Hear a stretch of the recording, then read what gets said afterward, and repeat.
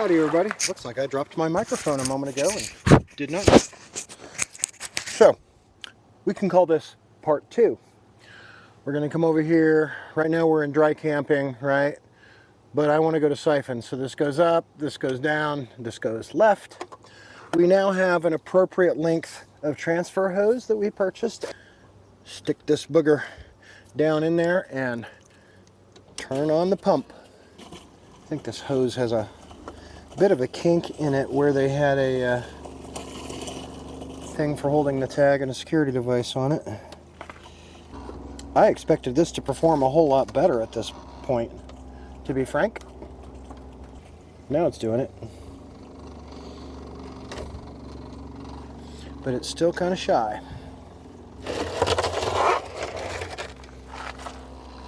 There is a bit more pressure at the bottom, so when we go all the way to the bottom, it starts siphoning a bit more effectively, but we want to keep it away from the side of the bottle, which seems to impact that a little. Trial and error, yeah. I'm going to leave that running exactly as it is and go fetch another bottle. Hi, baby. That's my dog, yes. This is probably the least efficient way to move 15 gallons of water, 5.5, and there's another one in the truck.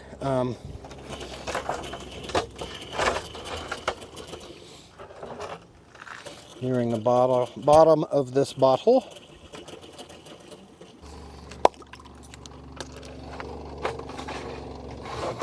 Go ahead and immediately hop to the other bottle.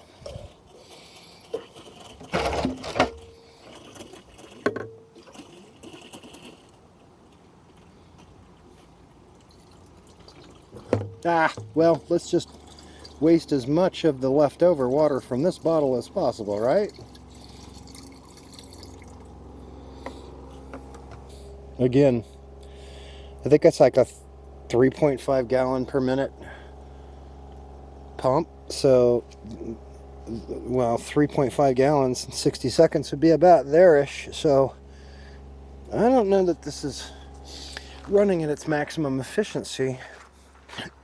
And I really did expect that shorter hose to improve suction. So, I don't know. Because, well, I don't use 15 gallons of water when I shower. At best, I probably use 3. Because I take Navy showers.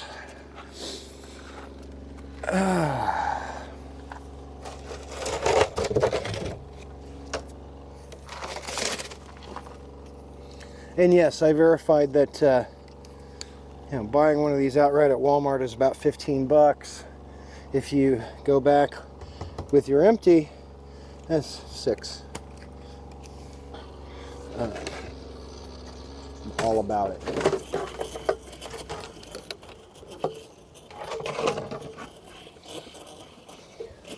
That one, we almost completely drained. There's just not much left here. So we're not wasting.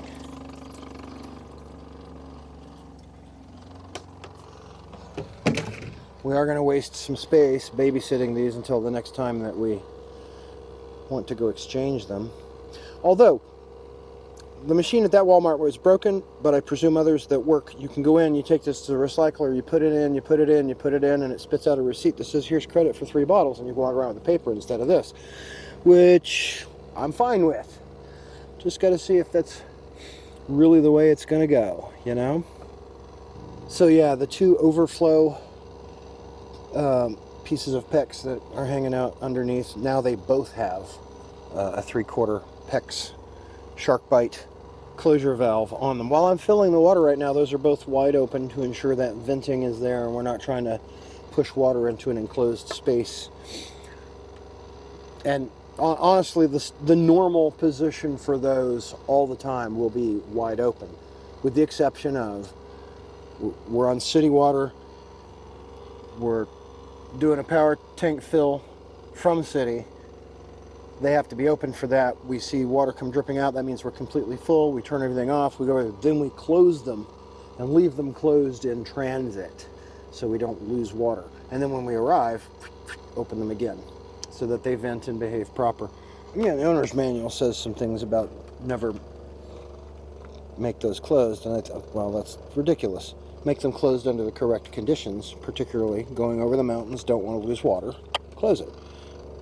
So it's a post-factory update that a lot of us will perform so we can keep all 55 gallons of our water instead of arriving with 30, 29, 22. Not very useful. Of course, now this brand new transfer hose is going to need a special place for storage. I mean, our regular intake is on the hose reel. You can see the blue hose here. That is a drinking water hose, but it is not used. Not used for drinking water. That is used exclusively for flushing our black water tank, and should never, ever be brought into the freshwater side of our activities. So now that we've done that, we're done with the transfer hose. So we can take it off and go ahead and put our regular connection back in. This is literally the other end of the hose reel. So this is what's going in. This is the other end of the hose. That's all that's really happening. The primary input is what I'm attaching to. We will want to remember now, once we've tightened that, to go back to dry camping and then turn the pump back on to pressurize the house. Having accomplished that, I don't want to store water in there. No. Make sure it's empty. And just to protect the fitting, I'm going to screw it to itself for now. I will probably get a 1 gallon plastic bag to put that in at some point. For right now, we'll set it aside. We are finished in here, so we can button up, police our trash, figure out what we're going to do with those. This is our first year full-time on the road, so you're learning while we're learning. Have a topic you'd like to see covered? Send us a message or leave a comment. As always, thanks for watching. Click like and subscribe if you want to see more.